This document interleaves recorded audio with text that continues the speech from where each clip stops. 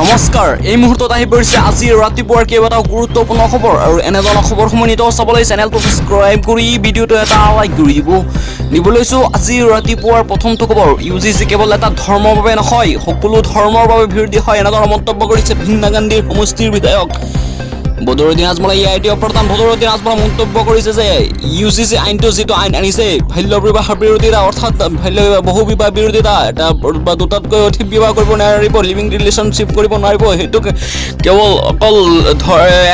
এটা ধৰ্মৰ নহয় এটা ধৰ্মৰ বাবে নহয় ই কেৱল জনজাতীয় লোকক নহয় ইউজিচিৰ পৰা বাহিৰ কৰক ইছলাম হিন্দু জৈন সকলোকে বাহিৰ কৰিব লাগে কিয়নো ইউজিচি সকলো ধৰ্মৰ বাবে বিৰোধী হয় এনেধৰণৰ মন্তব্য কৰিছে ইআইডিউ প্ৰধান বদৰুদ্দিন আজমলে প্ৰধান বদৰুদ্দিন আজমলে কৈছে যে কেৱল জনজাতি লোকক অৰ্থাৎ আদিবাসী লোকক ভাত কৰিলে নহ'ব হিন্দু মুছলমান আৰু জৈন সকলোকে ভাত কৰিব লাগে কিয়নো সকলো ধৰ্মৰ বিৰোধিতা হয় ইউজিচি এনেধৰণৰ মন্তব্য কৰিছে অন্য এটা খবৰ দিব লৈছো য'তেই চৰকাৰী মাতে তাতেই মিয়াৰ খেতি এনেধৰণৰ মন্তব্য কৰিছে অসমৰ মুখ্যমন্ত্ৰী হিমন্ত বিশ্ব শৰ্মাই কৈছে যে মই মুখ্যমন্ত্ৰী টকালৈকে মিয়াৰ কোনো শান্তি নাই মিয়াই বেদখল কৰাৰ মাটিবোৰ 5 বছৰৰ ভিতৰত বেদখল মুক্ত কৰিব বুলি মন্তব্য কৰিছে অসমৰ মুখ্যমন্ত্ৰী হিমন্ত বিশ্ব শৰ্মাই কৈছে যে অহা 5 বছৰৰ ভিতৰতেই য'তেই মিয়াই দখল কৰি ৰাখিছে মাটি খিলঞ্জীয়া ভূমিপুত্ৰৰ মাটিবোৰ বেদখল কৰি ৰাখিছে মাটিবোৰ বেদখল কৰি আছে বেদখল পৰা মুক্ত কৰি আছে চামগুৰি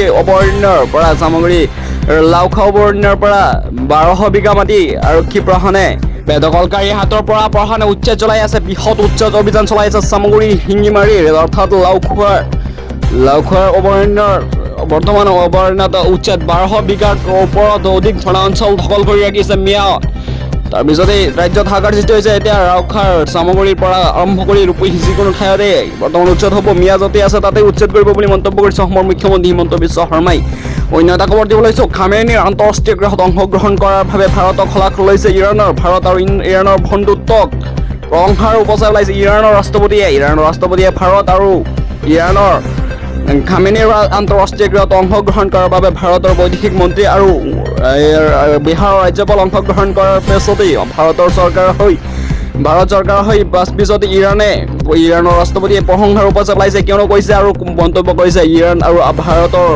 বন্ধুত্বপূৰ্ণ শলাগ সদায় হৈ থাকিব এনেধৰণৰ মন্তব্য কৰিছে ইৰাণৰ ৰাষ্ট্ৰপতিয়ে অন্য এটা খবৰ দিব লৈছো আপুনি যদি কোনো অসুবিধা কৰে বা আপুনি যদি হঠাৎ কোনোবাই আপোনাক ফচাই দিয়ে বা কোনো এটা বিভ্ৰান্ত কৰে বা আপোনাক যদি হেঁচা দিয়ে বা আপোনাক যদি ঠগাইতে ধৰে তেন্তে আপুনি 112ত ফোন কৰিলে আৰক্ষীয়ে ল'ব একশ্যন কঠোৰ সিদ্ধান্ত কৰিছে অসমৰ মুখ্যমন্ত্ৰী হিমন্ত বিশ্ব শৰ্মাই আপুনি 112ত ফোন কৰিলে আৰক্ষীয়ে ল'ব কঠোৰ একশ্যন ৰাজ্যজুৰি 24 ঘণ্টাই সক্ৰিয় হৈ থাকিব 200 মোবাইল পুলিচ ষ্টেচনত সক্ৰিয় হৈ থাকিব আপুনি আপোনাৰ 112 নম্বৰটো এতিয়াই ছেভ কৰি ৰাখক কিয়নো এই 12 নম্বৰটো আপোনাৰ বাবে বহুত গুৰুত্বপূৰ্ণ হয় কিয়নো আপোনাৰ বিপদত পৰিবলৈ দিব পাৰিব অভিযোগ যদি আপোনাৰ ঘৰত বা আপুনি যদি কোনোবাত ফচিলে আপোনাক যদি ঠগাই ধৰে তেন্তে আপুনি 112 নম্বৰটোত কল কৰিলে শীঘ্ৰেই আৰক্ষী প্ৰশাসনে আপোনাৰ ওপৰত যিজনে আপোনাৰ ওপৰত হেঁচা প্ৰয়োগ কৰে তাৰ ওপৰত বিহিত ব্যৱস্থা গ্ৰহণ কৰিব অসমৰ মুখ্যমন্ত্ৰী হিমন্ত বিশ্ব শৰ্মাই শেহতীয়াকৈ এই নম্বৰটো মুকলি কৰিছে অন্য এটা খবৰ দিব লৈছো অসমৰ চৰকাৰী শিক্ষাখণ্ডক এই চৰকাৰখনে শেষ কৰিলে এনে মন্তব্য কৰিছে শিৱসাগৰৰ বিধায়ক অখিল গগৈয়ে ৰাজ্যৰ দলৰ সভাপতি অখিল গগৈয়ে মন্তব্য কৰিছে যে অসমৰ শিক্ষাখণ্ডটোক বিজেপি চৰকাৰে শেষ কৰিলে অসমৰ মুখ্যমন্ত্ৰী 2021 চনৰ পৰা 2025 চনলৈকে প্ৰায় 26 লাখ ছাত্ৰ ছাত্ৰীয়ে চৰকাৰী শিক্ষানুষ্ঠান ত্যাগ কৰিলে শিক্ষানুষ্ঠান এৰি দিলে এনে মন্তব্য কৰিছে ৰাজ্যৰ শিক্ষা ব্যৱস্থালৈ সৰব হৈ পৰিছে অখিল গগৈ শিৱসাগৰৰ বিধায়ক অখিল গগৈ সৰব হৈ পৰিছে অসম চৰকাৰী শিক্ষাখণ্ডক লৈ কিয়নো শিক্ষাখণ্ড 5 বছৰত বোলে 26 লাখতকৈ অধিক ছাত্ৰ ছাত্ৰীয়ে চৰকাৰী বিদ্যালয় ত্যাগ কৰিছে তাৰপিছতেই বিধানসভাৰ সদনত অসমৰ শিৱসাগৰ জিলাৰ বিধায়ক অখিল গগৈয়ে প্ৰশ্নটো উত্থাপিত কৰিছে অন্য এটা খবৰ দিব লৈছো অৱসৰত চুপ্ৰিমৰ অন্তিম যাত্ৰা 3 পুত্ৰ মুস্তাফা মাছাদ খামিনী আৰু মেছাম খামিনীৰ উপস্থিত কিন্তু চতুৰ্থ পুত্ৰ তথা নতুন চুপ্ৰিম মুস্তাফা খামিনী নাই কিন্তু মুস্তাফা খামিনী কঠোৰ নিৰাপত্তাজনিত ভাবুকিৰ বাবে কঠোৰ নিৰাপত্তা ৰাখিছে কিয়নো তেখেতৰ মৃত্যুৰ ভাবুকি দিছে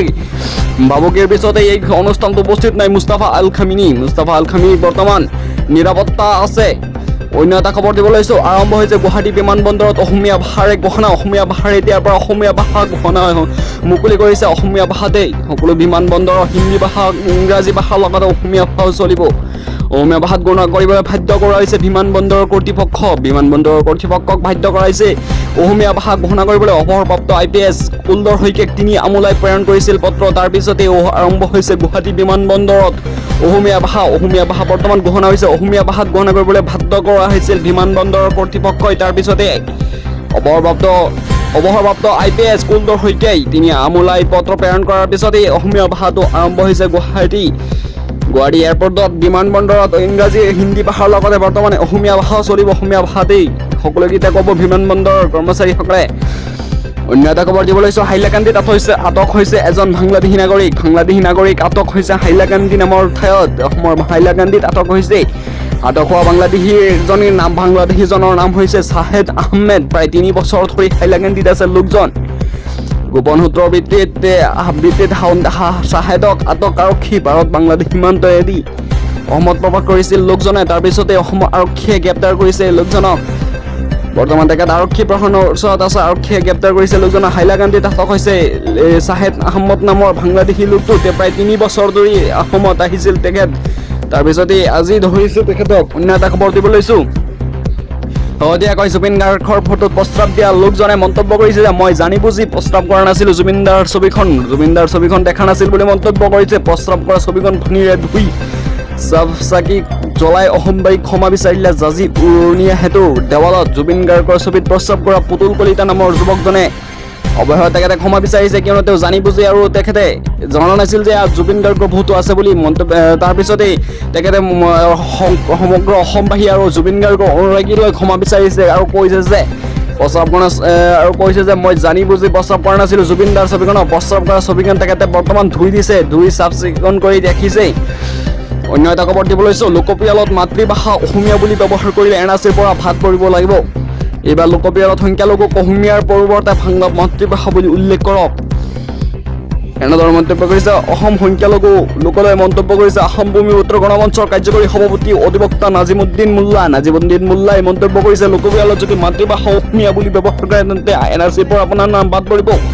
এনে মন্তব্য কৰিছে সংখ্যালঘু মুছলমান লোকসকলক। তেখেতে আহ্বান জনাইছে যে আপুনি মাতৃভাষাটো বাংলা বুলি লিখক, তেন্তে আপোনাৰ নাম NRC থাকিব, অন্যথা আপোনাৰ নামটো NRCৰ পৰা বাদ পৰিব। এনেদৰে মন্তব্য কৰিছে অধিবক্তা নাজিমুদ্দিন মোল্লাই। তেখেত অসম ভূমিপুত্ৰ গণমঞ্চৰ কাৰ্যকৰী সভাপতি হয়। অন্য এটা খবৰ দিব লৈছোঁ, মনত ৰাখিব ইজৰাইল অকলশৰীয়া নহয়। ইজৰাইলৰ লগত 140 কোটি ভাৰতীয় নাগৰিকৰ সমৰ্থন আছে।